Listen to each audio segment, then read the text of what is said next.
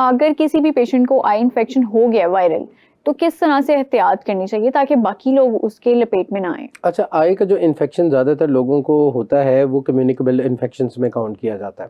اب communicable infections کیا ہے؟ وہ اس کے جو اس کے سپریشن ہے وہ ایک انسان سے دوسرے انسان میں بہت آسانی سے ہو جاتا ہے. تو اس لیے احتیاط کے لیے ہمیشہ ڈاکٹر کہتے ہیں اگر گھر کے اندر فیملی میں کسی ایک انسان کو آئی کا انفیکشن ہوا ہے تو وہ اپنے آپ کو تھوڑا سا آئسولیٹ کرے. ٹھیک ہے، پبلک گیدرنگ سے دور رہے، گھر والوں سے تھوڑا سا دور رہے، احتیاط کرے. لائک پریونشن، آپ کو پتہ ہے جس طرح بک میں ہمیشہ لکھا جاتا ہے اور میڈیکل میں بتایا جاتا ہے کہ prevention is better than medicine. آپ پہلے ہی اپنے آپ کو پرائمری پرموڈیل لیول کے اوپر اپنے آپ کو پریونٹ کر لیں تاکہ اس ڈیزیز سے جی بالکل، prevention is better than cure.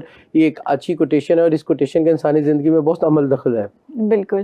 تو ڈاکٹر سینی، اگر ہم بلرڈ ویژن کی بات کریں، سب سے زیادہ بڑوں کو اس کا خطرہ ہوتا ہے یا بچوں کو اس کا خطرہ ہوتا ہے؟ اچھا، بلر ویژن سے متعلق ایک چیز کو سمجھنے کی ضرورت ہے. بلر ویژن کے بہت سارے او پی ڈیز کے اندر پیشنٹ آتے ہیں جن کی ایج 35 سے ابو ہوتی ہے. ٹھیک ہے، اور اس میں جو زیادہ تر لوگ کمپلین کرتے ہیں وہ 45 سے پلس کے لوگ ہوتے ہیں. کیونکہ 45 ایج پلس لوگ جو ہوتے ہیں زیادہ تر کیٹریکٹ، جس سے سفید موتیا کہا جاتا ہے، اس کا شکار ہوتے ہیں یا گلوکوما کا شکار ہوتے ہیں، اور ان کا آئی او پی بڑا ہوتا ہے. بعض پیشنٹ کا انٹراوکولر پریشر یعنی کہ آنکھ میں بننے والے پانی کی مقدار کا زیادہ بن جانا.